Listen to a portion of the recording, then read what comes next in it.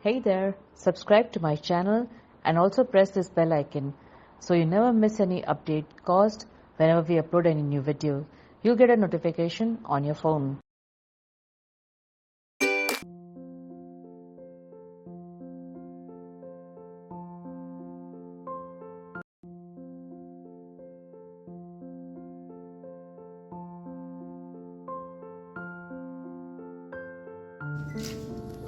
આજે લીલુબેનના શોનું ઓપનિંગ છે એ નિમિત્તે બધા ભેગા થયા છે.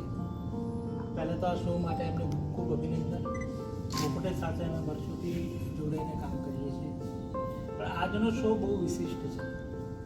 આ શો કદાચ એક ચિત્રકાર કરતાં એક માનવતાવાદી વ્યક્તિ, એક લાગણીસભર વ્યક્તિ અને એક પેટની સાથે જેટલો એમનો લગાવ હતો અમે નજરે જોયેલો છે.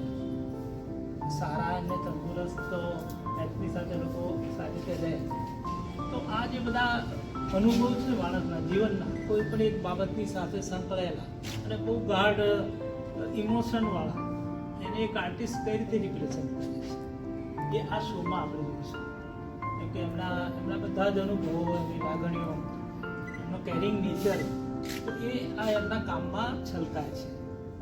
અને બાકી તો લોકો શોખથી ચિત્રો બનાવે છે, પણ આ એમના જીવનનો એક પાર્ટ છે.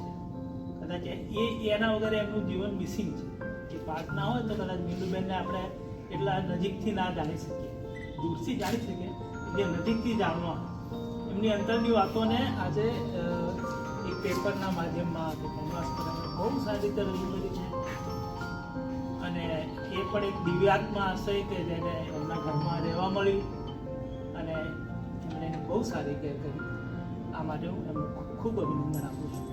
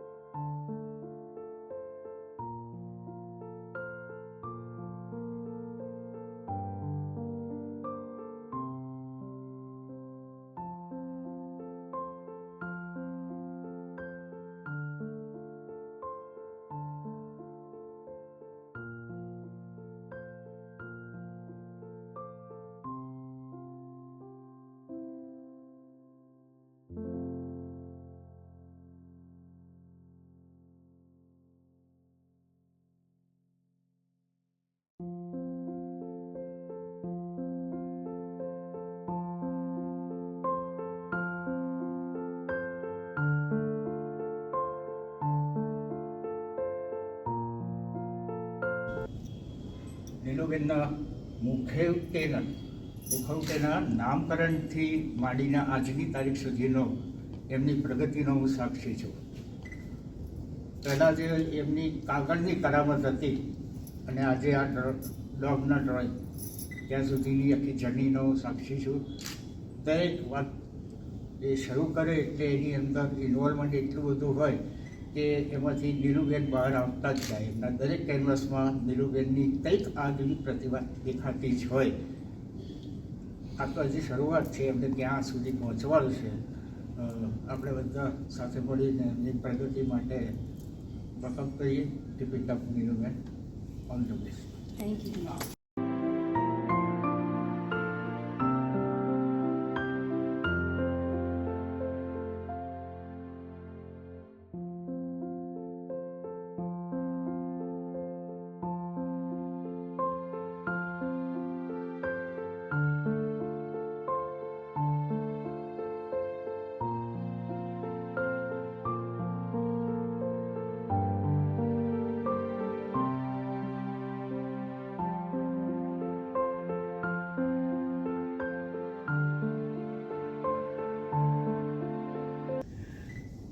આજે 1 ઓગસ્ટ કલાગુરુ શ્રી રવિશંકર રાવળનો જન્મદિવસ છે. મારા પ્રદર્શનનો પહેલો દિવસ છે અને એ પણ મારી યાદ સાથે જોડાયેલા છે અને મારી સાથે લગભગ 40 વર્ષથી મારી સાથે પેટ જે મારા એક મિત્ર કે કંઈ મારા બધા પીરિયડ્સમાં એ મારી સાથે હોય, સુખ દુઃખ ના સાથી. મારું કામ બી એ લોકો પહેલાં જોવે, તું શું બનાવે છે, માટી લઉં તો સૂંઘે, ચાટે કે આ શું છે શું નહીં.